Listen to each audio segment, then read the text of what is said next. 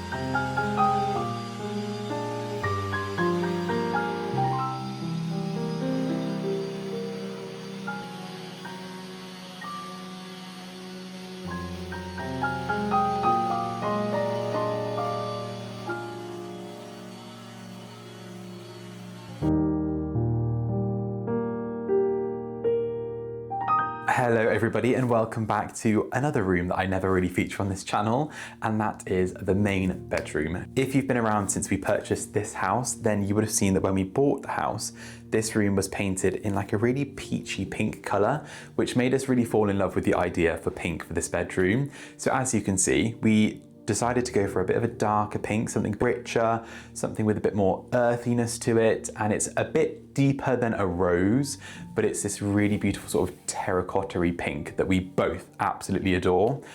So we had our colour consultancy the other day, and this is one of the colours that we have decided to keep in the house. However, when you would have seen me painting this room, I sort of ummed and ahed between painting the ceiling and the skirting in the same colour, which I did, and I don't feel like the colour drenching really works for this room. Colour drenching can lend to look a bit more modern, and in this house especially, we're trying to lean into the more traditional elements of this house and keep it more aesthetically in keeping with the time period. So what we're going to do today is give this room another coat of paint, because I think this now will be either the fourth or fifth coat of paint. You can still see in some areas there is a bit of patchiness, and I do think it's nothing to do with the paint quality. This room was treated for damp by the previous owners, which means these walls are sort of hollow and there's a cavity below, which it's to do with the damp proofing membrane that they've placed. And obviously this plaster here is like a newer gypsum plaster instead of a lime plaster. So I think there's something up with the plaster, which meant that the paint wasn't really soaking into it. Maybe it wasn't primed enough, not too sure. But this is going to be its fourth or fifth coat now, and I'm hoping it's going to be the last one.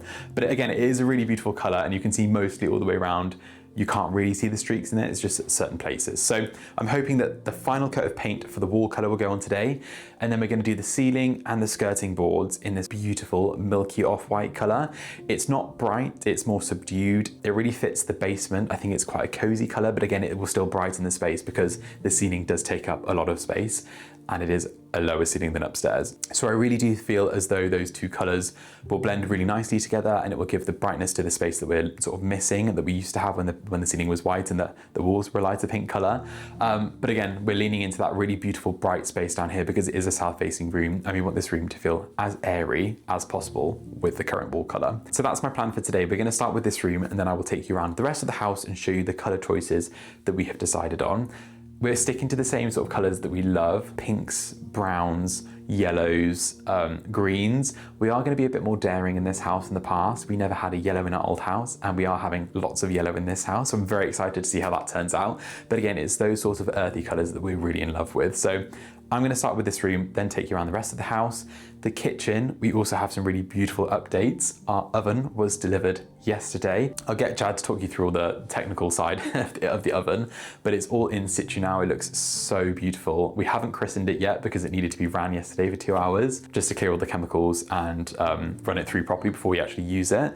But I can take you upstairs and show you the new cabinet colour because that's coming in the post today, so Chad's going to work on that. I feel like we're actually finally progressing with things that are finalising. So when that kitchen cabinet colour is painted and it's on, then the whole kitchen is complete, and we just have to find some dining chairs and then eventually sand back the floors and treat them properly. So very, very exciting updates today. Enough of me talking, I need to get on prepping this space. I never normally put down sheets and tape up for this room. I need to because painting a ceiling can be really messy.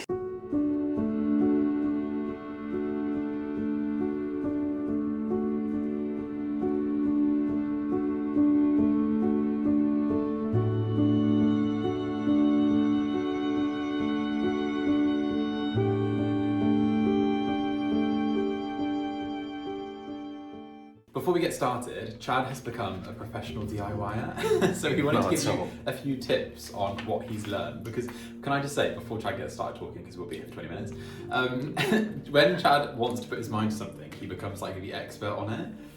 Yeah, I don't know if it's like weird OCD, but if I get into something, and it's usually, I don't know about you, but it's something that annoys me. If something really annoys me and I think I can figure this out, and then I'll go and I'll obsess over it. And what's been annoying me lately is the quotes that we've been receiving from decorators. Now, you may stand on different sides here, but decorating is actually not that complex.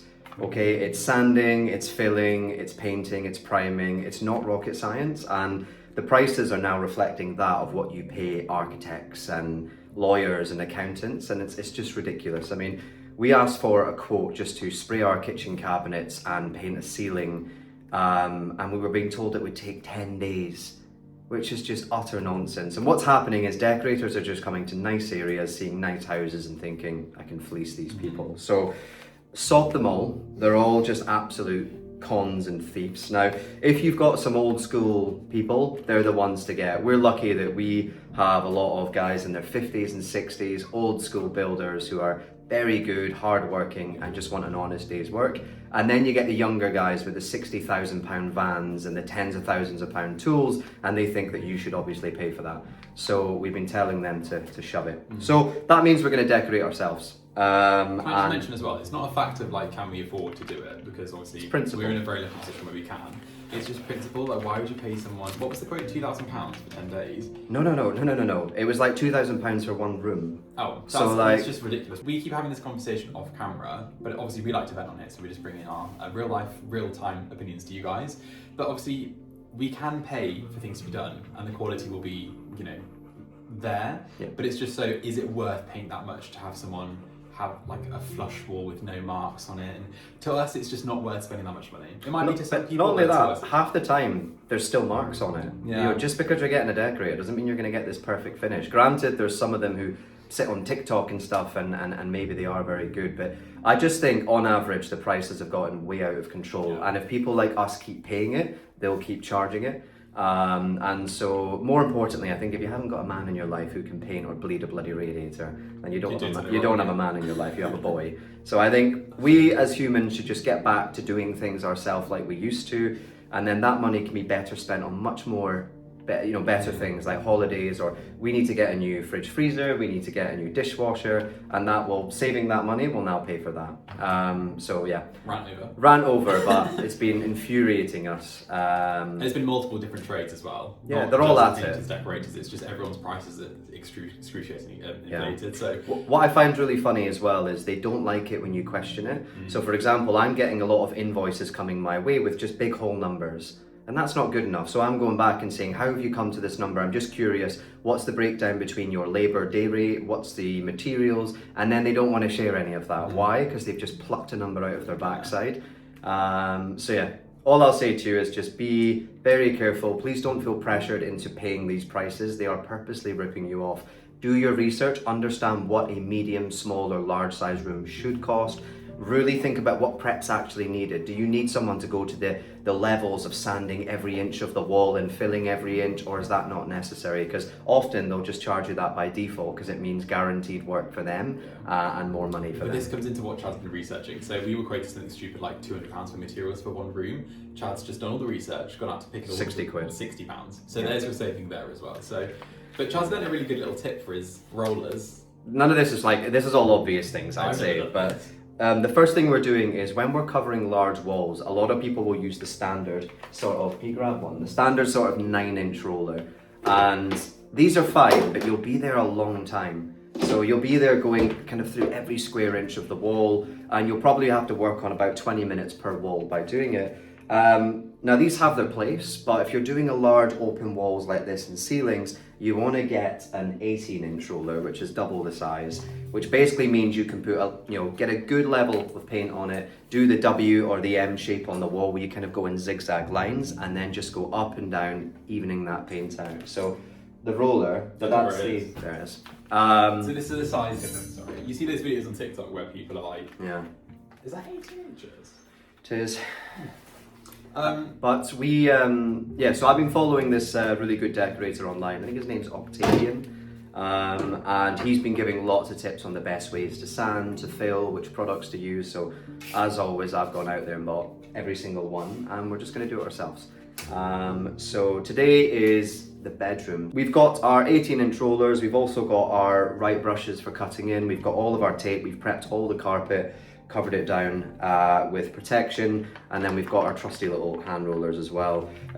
Something that's quite good to do is when you have a little hand roller, or even a large one, they often come with bits and loose fibers on them. So there's different methods for doing it, but the easiest way is just put some tape on it, wrap it round, and then pull it off, and it just gets all these sort of excess off. I don't know if you can see it, but we had this really bad in our old bathroom. Do you remember? We painted it without doing that to the brush. You see all the bits on the wall, and then you have to, by that point you're ruining it. So we've done this to all our rollers. Another thing is we've got a little spray bottle, and we'll just spray water over it and let it sit for 10 minutes. Another, again, just good practice before you start layering it in paint. And then we're good to go. Most of the walls in this house, we're lucky, in the past have been recently skimmed, so there's not much filling or sanding required. But where we do need it, we do have some lines, I think they're called hairline cracks in the ceilings. We have very little thin plaster or paint. So I've got a tool where I'm just gonna scratch all that out. I've got some Bond. I've also got some skim tape, and then we'll just fill them as well. So, am I gonna get an invoice coming my way for your work? I think you probably should, to be fair. But yeah, enough yapping, but there we go. So paint, today's just ceiling? Today's just, no, I'm going to do the skirting boards as well, and then the wall coat, but I'm going to try and do this whole room. Oh wow, okay. So we'll see if I get that done. But I also said that we're going to paint the cabinets upstairs. So Chad's going to tackle the outside of this bedroom right now. The windowsill needs a bit of a touch up because it's outside. Yeah, we need to fill. I need to sand it first. Yeah. I've got a really good Milwaukee sander, so I'm just going to go over that, fill some bits, let it dry, and then we're going to put a brilliant white on the windowsill outside. And hopefully by the time that's done, our paint will be delivered for the kitchen cabinets. Yes. And that's also a Chad job. The kitchen cabinets, I think a lot of people lose their mind a little bit when they're like, oh my god, you guys keep changing paint. Like, so what? Like, we want our home to be perfect, and we can't put a little sample card on a unit and then decide on a colour. Yeah. We need to see something a bit more substantial before we think this is the right colour. So if that means buying a small pot of paint and then having to sand it off after, so be it. I find it so funny how much people get triggered by it. It's really not a big deal. It's sad. There's the world's a tough place. Get a helmet. It's not a big deal. But we will be so sanding the kitchen units down and then giving them a nice spray finish. But we're 90% on a colour. I'd say 99%. I think I'm the one holding it back, and you're more towards go for it.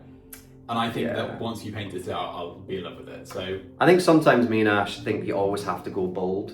Yeah. And I think sometimes you don't. You can lean into the neutrals and then be more bolder with the furnishings and other bits. And most of our rooms are going to be quite bold. We've chosen our colours for the whole house, and it's not beiges, it's very much bold colours. So I think with the kitchen, that gives us even more of a reason to sort of lean slightly more into those neutrals. And again, given that it's not quite as bright as the lounge at the front, going slightly lighter may not be the worst idea. Yeah.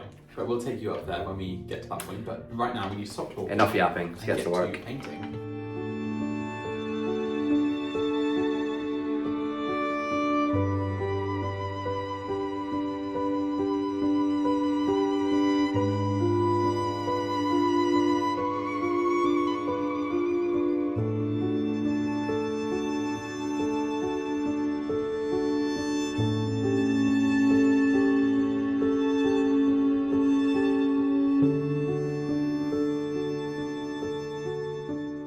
So you can see here, I've been sanding away. So we basically left these since Christmas, and we had pots on them as well, and they just got really stained, chipped, messy. And we actually want to keep this sill clear going forward. So I've sanded pretty much every inch. I've used my hand sander down there, and then I've used some paper sanding just for some of the edges. I do have quite a bit of filling that I'll need to do, but it's very bright down here and I'm struggling to see them. So what I'm going to do is I'm going to add a layer of the Pure Brilliant White paint. That will help expose all the little chips and marks. Then I'll go through with my external Toupret filler, give it another light sand, and then I'll apply a second coat, possibly a third. You'll also see that there's some sort of window cracks. This is quite common running up the render and the wood. We'll make sure we get these repaired as well this summer before we go into winter. But yeah, this is what it's looking like right now. A bit worse for wear. I'll give it a coat and see how it looks. Okay, so now that we have a coat on and a sand, I can already see where the sort of indiscrepancies are. So I've got this brand, which for all my research has come out fairly on top. It's only really appropriate for small, thin cracks and marks, but it is internal or external. So I am going to be using my old trusty scraper to basically just give all of this a fill. And I'm also using the corner edge. This is why this tool is really good, because obviously you can use it for just spreading filler, but you can also use this just for getting into these old horrible little cracks and scratching them all out, ready for a new fill. So let's do that now.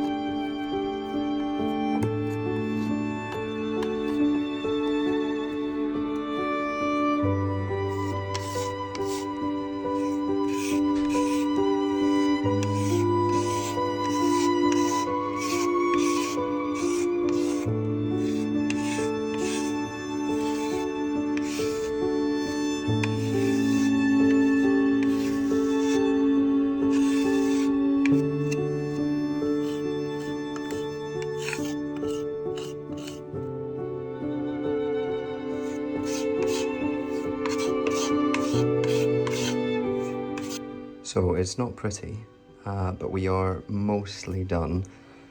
Basically filled in all the little dots and holes that I can see, which is quite substantial on this. And then obviously tomorrow it will be sanded, primed and painted. In here I've still got to do a little bit of cleaning up. This is a bit messy, and then I'm going to work my way up here. But yeah, this is the before, and I'll show you the after later on.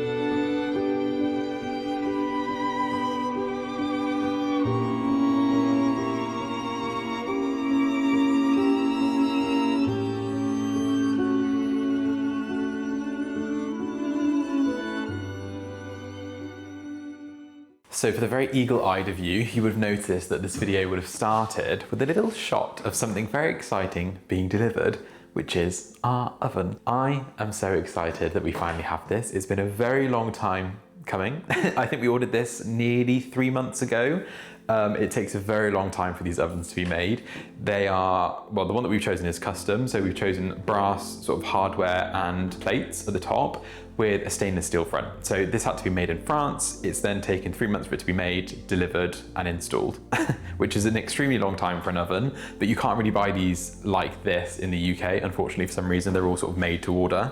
So yeah, 3 months later, we finally have it. This is the dream oven. I feel like if you're into your like homemaking, if you love cooking, hosting, you will know that an oven like this is literally the dream. So I can't believe we actually finally have it. I've just been staring at it, sat in like the chair looking at it, and it's so beautiful. We haven't been able to use it yet because it's only just been installed. We do have to put it on and leave it for a couple of hours. I think we have to turn it to full heat, open all the windows, so all the chemicals in the manufacturing process sort of aren't there when you cook. Not really sure the ins and the outs of it, but I have been told that we need to run it properly. So we'll pop that on in a second, and hopefully by this evening we'll be able to cook a meal in it. I'm very excited. The only thing we had to do was change some of the pipes connecting to the oven, because obviously this is a very old house. The diameter of like Victorian gas pipes are smaller than standard ones that you'd get nowadays. So they had to be widened, which means the gas supply into this oven is now as it's intended to be. You can run all 6 burners at the top with the most consistency, so they're all really hot, really like powerful burners. And the oven, we chose a fan electric oven, which I think is much more practical. I know gas is really the ideal because it's tastes nicer when you cook, but we think that this is way more practical for us, and you also get the dual function of having the gas on the top and the aesthetics of having the beautiful hob. So I am extremely happy that this is here. Again, I can't wait to use it. So it's been a few days since I filmed that last clip in the kitchen. I have been very busy, and Chad has been as well, painting this house. This room has required a few additional coats that we didn't expect, we didn't anticipate. So we are very nearly finished. You'll see that Chad has done an excellent job cutting in all of the ceiling and all of the skirting boards. So I'm very excited to share that with you, but it's not quite ready yet. So I thought I'd include that in next week's video, where I have decided to do a whole video dedicated on the colour consultation. I'll add in a few different bits, obviously, but the main bulk of the colour consult will be in next week's video. I'll talk you through all of the colours that we've chosen for the house, how they work together, why we've chosen them, and I'm very excited to share it with you because it's very different to how we have the house right now. It's nothing like we did in our old house, and there are a few unexpected colours. And I can also show you the kitchen colour because we have nearly finished that today. So there's a lot going on next week. I thought it would be a bit too long to put into this video because there is a lot of footage. So I hope you've enjoyed this week's video. I think it has been a bit rambly, but quite a few of you like that. So I hope you've enjoyed it. Next week's video is also going to be a really exciting one. So thank you so much for watching. I shall see you next week for another one. Have a lovely week, and I shall see you very soon.